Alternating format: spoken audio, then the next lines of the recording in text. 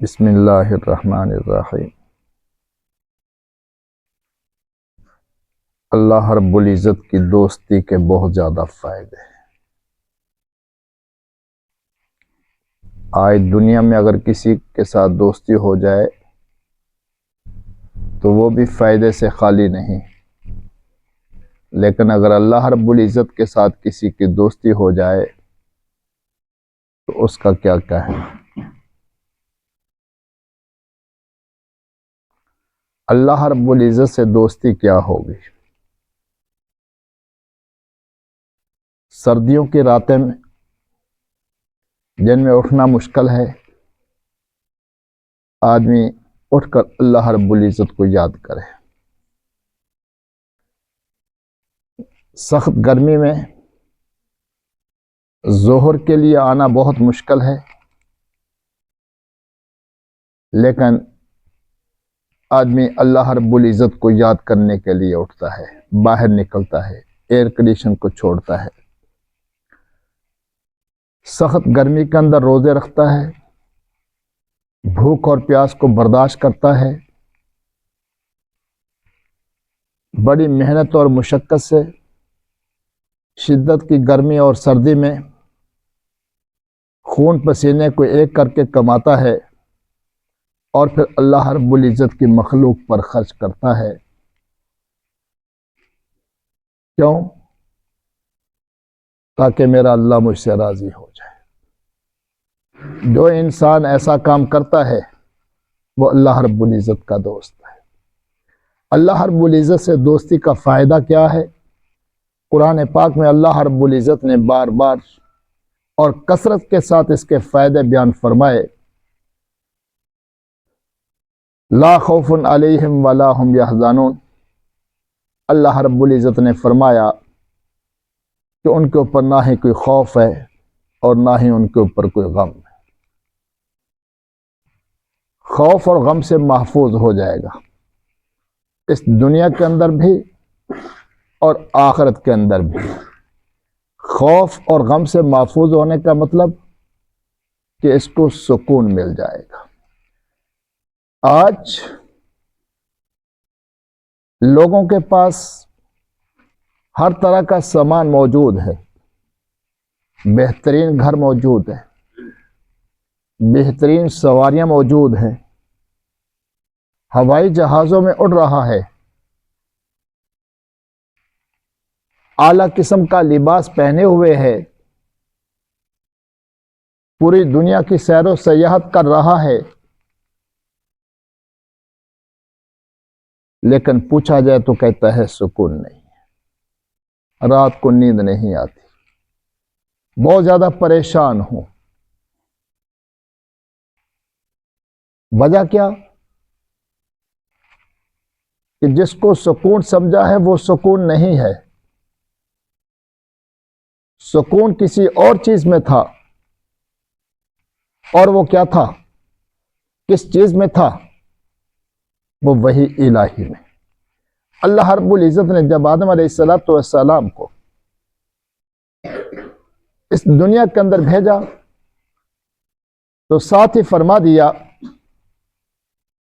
فَإِمَّا يَأْتِيَنَّكُم مِّنِّي هُدًى فَمَن تَبِعَ هُدَايَ، کہ میری طرف سے جب ہدایت کا سامان آ جائے تو جس آدمی نے ہدایت کو اختیار کر لیا فَلَا خَوْفٌ عَلَيْهِمْ وَلَا هُمْ يَحْزَنُونَ، ان کے اوپر نہ کوئی خوف ہے اور نہ ہی کوئی غم ہے۔ اور وہ ہدایت کا سامان وہی الہی ہے۔ اللہ رب العزت نے کثرت کے ساتھ انبیاء علیہم السلام کو بھیجا، سکون اور ہدایت کا سامان دے کر، تو جس آدمی نے اس سامان کو اپنی زندگی کے استعمال میں لایا، ہدایت کو اختیار کیا، اس کو سکون مل گیا، اور جس آدمی نے سکون کو کہیں اور تلاش کیا اس کو کبھی سکون نصیب نہیں ہوا۔ اس لیے میں کہتا ہوں اگر سکون لینا چاہتے ہیں تو پھر اولیاء اللہ کے مجلس میں جا کر بیٹھے، ان چٹائیوں کے اوپر بیٹھے، ان غربا اور مساکین کے اندر بیٹھیں تو دیکھیں آپ کو سکون کیسے ملتا ہے۔ اور اگر ہم سکون کہیں اور تلاش کرتے رہے، جیسا کہ تلاش کر رہے ہیں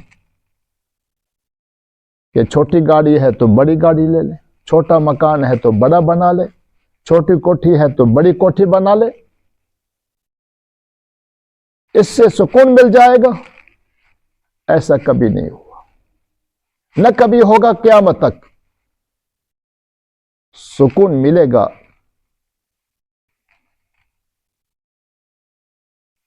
اس چیز میں جس کو اللہ رب العزت نے سکون کا ذریعہ بنایا ہے، اور وہ اللہ رب العزت کا دین ہے، وہ رسول اللہ صلی اللہ علیہ وسلم کی تعلیمات ہیں، وہ صحابہ رضی اللہ عنہم کا اسوہ حسنہ ہے جو آقا صلی اللہ علیہ وسلم نے ان کو دیا ہے، وہ ازواج مطہرات کا اسوہ حسنہ ہے جو آقا صلی اللہ علیہ وسلم نے ان کو دیا، اور پھر ازواج مطہرات نے پوری امت کی عورتوں کو وہ اسوہ حسنہ آگے منتقل کیا۔ اگر عورتیں سکون لینا چاہتی ہیں تو صحابیات کے نقش قدم کو اختیار کرنا پڑے گا، اگر مرد حضرات سکون لینا چاہتے ہیں تو پھر صحابہ رضی اللہ عنہم کا اسوہ حسنہ ان کو اختیار کرنا پڑے گا، تو اس کے اندر سکون مل جائے گا۔ لیکن جیسا کہ ہم مارے پھر رہے ہیں دنیا کے سامان تعیش میں، سکون تلاش کرنا چاہتے ہیں، ایسا کبھی نہیں ہوگا۔ اس لیے اصل کی طرف آئیے، حقیقت کی طرف آئیے۔ جس طرح چھوٹے بچے کو سکون ملتا ہے ماں کی گود کے اندر، تو اللہ رب العزت نے بھی ہمارا سکون رکھا ہے اس دین والی گود۔ ان بوریوں پر بیٹھنے والے، ان چٹائیوں پر بیٹھنے والوں کے اندر سکون رکھا ہے۔ اس لیے جب بھی گھر کے اندر باہر کے ماحول میں بے سکونی ہو تو تھوڑی دیر کے لیے وقت نکال کر کے ذرا اس سکون کا مزہ چکھ لیں، پھر اگر واقعتاً سکون مل جائے تو پھر پوری زندگی کے لیے اس کو اپنے لیے مشعل راہ بنا لیں۔ اللہ رب العزت ہمیں جہاں سے سکون ملتا ہے وہیں سے تلاش کرنے کی توفیق نصیب فرمائے۔